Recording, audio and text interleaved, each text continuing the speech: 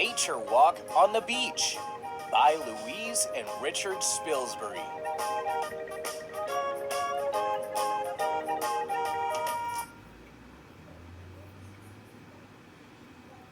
Where are we going?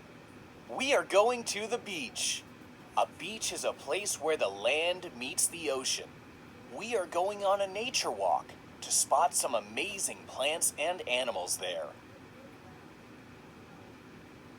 It can be sunny, windy, and wet at the beach.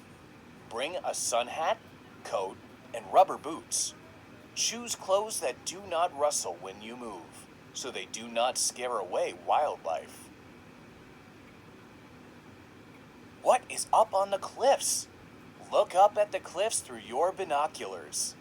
Can you see gulls in their nests made of grass, seaweed, and mud? Most birds lay eggs up high to keep them safe from predators.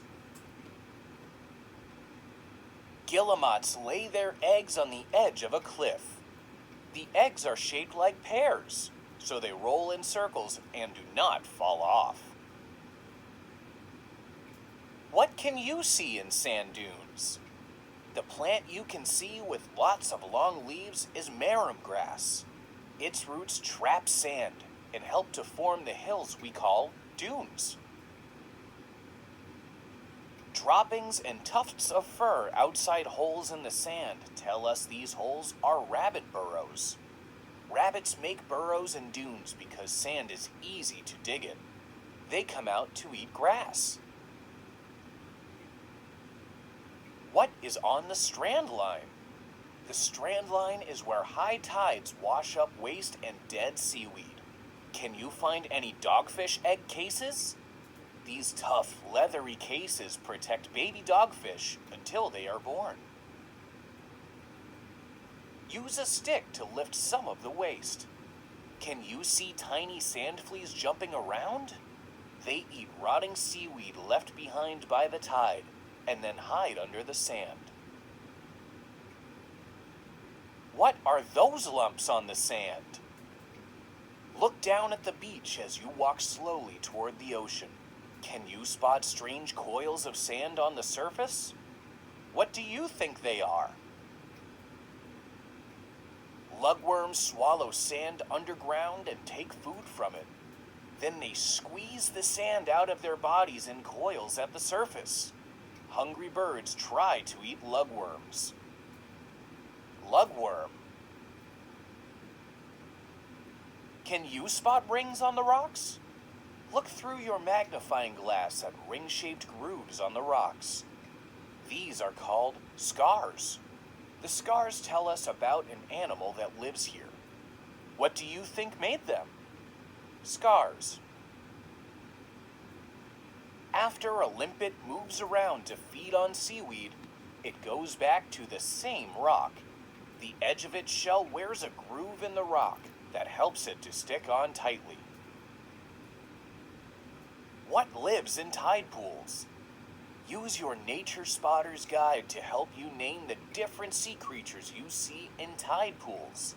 Sea anemones have long tentacles to sting tiny fish. Then, they eat them.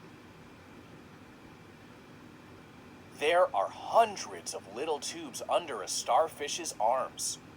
These take turns sticking onto rocks to help the starfish move. They also help the starfish open shells, so it can eat the animals inside the shells. Can you spot some seaweed? Can you find seaweed in the shallow ocean? Look for parts called holdfasts at the bottom of the seaweed. These cling to the rocks to stop waves from washing seaweed away. Bladderwrack seaweed has bubbles of air on its fronds. This helps the fronds to float near the water surface to get light. Seaweed uses light to make food.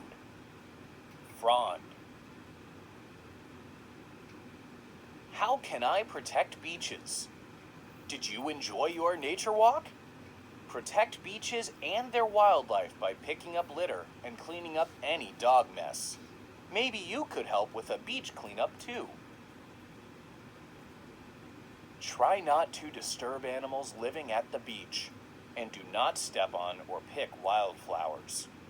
If you protect beaches, you might see even more wildlife on your next nature walk. Exploring nature. These things will help you explore the beach on a nature walk. Binoculars, notepad, pencil, nature spotter's guide, magnifying glass.